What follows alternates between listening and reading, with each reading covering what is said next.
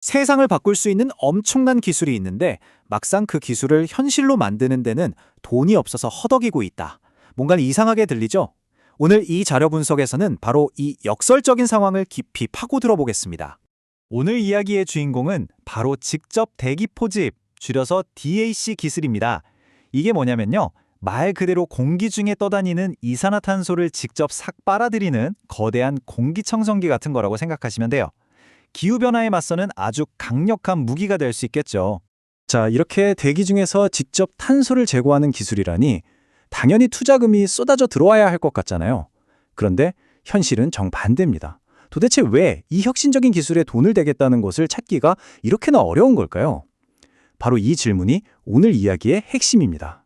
네, 그럼 첫 번째 이야기, 탄소 포집의 딜레마로 들어가 보겠습니다. 이 DAC 스타트업들이 대체 어떤 거대한 벽에 부딪히고 있는지 그 본질을 한번 살펴보시죠. 생각해보세요. 실험실 책상 위에서 나온 작은 아이디어가 실제로 수많은 사람이 일하는 거대한 공장이 되기까지. 이건 그냥 작은 한 걸음이 아니에요. 정말 어마어마한 도약이고 여기엔 상상을 초월하는 시간과 또 돈이 들어갑니다. 한 연구가 이 문제를 정말 정확하게 짚어냈어요. 진짜 어려운 점은 단순히 기술을 개발할 수 있느냐가 아니라는 거죠. 그게 아니라 각 단계마다 필요한 그 막대한 돈을 대체 어디서 어떻게 구해오느냐. 바로 이 자금 조달의 문제가 핵심적인 병목 현상이라는 겁니다. 그러니까 이건 과학의 문제인 동시에 금융의 문제인 셈이죠. 자, 그럼 이 어려운 자금 문제를 해결해줄 구원투수는 없을까요? 보통 이럴 때 등장하는 게 바로 혁신의 자금줄, 벤처 캐피탈, 즉 VC입니다. 사실 많은 기술 스타트업들한테 VC 투자는 그야말로 꿈의 티켓이죠. 왜냐하면 당장의 수익보다는 미래의 가능성을 보고 위험을 감수하면서 거액을 투자해 주니까요.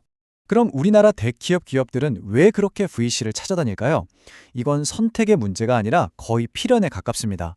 은행에 가보세요. 담보 내놓어라, 안정적인 현금 흐름 보여달라. 스타트업한테는 없는 것들만 요구하죠. 하지만 VC는 미래 가치에 투자합니다. 실제로 이번 연구에 참여했던 한 국내 기업은 이런 말까지 했어요. VC 투자가 그냥 더 쉬운 길이 아니라 시도라도 해볼 수 있는 유일한 길이었다고요. 정말 절박함이 느껴지죠. 자, 그래서 VC를 만났는데 바로 여기서부터 문제가 꼬이기 시작합니다. DAC 산업과 VC라는 투자 모델 사이에는요, 근본적으로 시간이 맞지 않는 아주 큰 미스매치가 존재합니다. 이 화면이 그 어긋남을 아주 명확하게 보여줍니다. 왼쪽에 DAC 스타트업을 보세요. 이건 마라톤입니다. 연구개발도 오래 걸리고 공장을 짓는 데 드는 설비 투자비도 엄청나죠. 첫 플랜트 짓는 데만 5년 이상이 걸려요. 반면에 오른쪽의 일반적인 VC 투자 기업은 어떻습니까? 이건 단거리 질주죠. 빠르게 성장해서 8년에서 10년 안에는 어떻게든 투자금을 회수해야 합니다.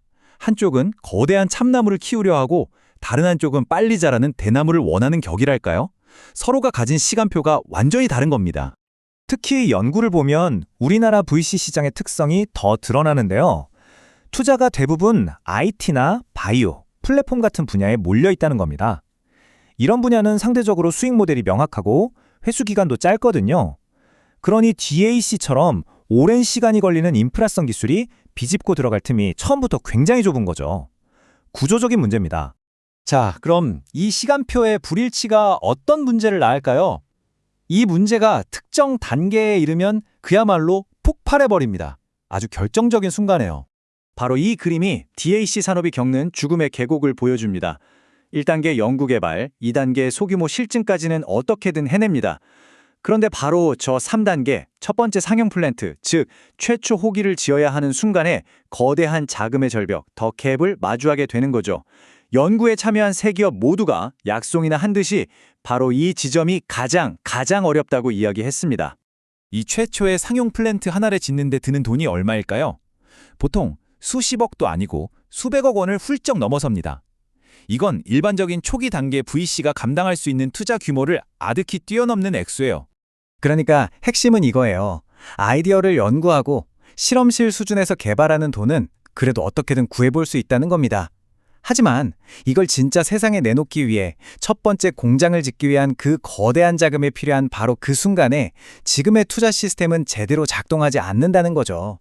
그렇다면 VC라는 다리가 이렇게 흔들린다면 우리는 어떻게 더 튼튼한 다리를 놓을 수 있을까요? 다행히도 이번 연구는 몇 가지 명확한 해결책의 방향을 제시하고 있습니다. 이 표를 보면 정말 흥미로운 점을 발견할 수 있어요. 일반적인 스타트업들이 겪는 문제들, 예를 들어 VC의 경영 간섭 같은 문제에 대해서는 이 기업들도 의견이 조금씩 다릅니다. 하지만 DAC 기술 기업이라서 겪는 특수한 문제들, 그러니까 긴 개발 기간, 높은 설비 투자비, 첫 공장을 지을 때 펀딩 갭 같은 문제에 대해서는요, 정말 놀라울 정도로 모두가 똑같은 목소리를 냈다는 겁니다. 이게 진짜 문제라는 확실한 신호죠. 그래서 연구는 이 펀딩 갭이라는 계곡 위에 튼튼한 다리를 놓을 몇 가지 방법을 제안합니다. 첫째, 공공자금과 민간자금을 섞어서 투자 위험을 낮춰주는 하이브리드 금융. 둘째, 정부가 먼저 탄소 제거량을 사주겠다고 약속해서 초기 시장을 만들어주는 것. 셋째, DAC 기술이 만들어낸 탄소 제거라는 상품이 거래될 수 있는 공식적인 시장, 즉 CDR 크레딧 시스템을 구축하는 겁니다. 그리고 마지막으로 미국처럼 정부가 직접 나서서 대규모 실증 사업을 지원하는 거죠.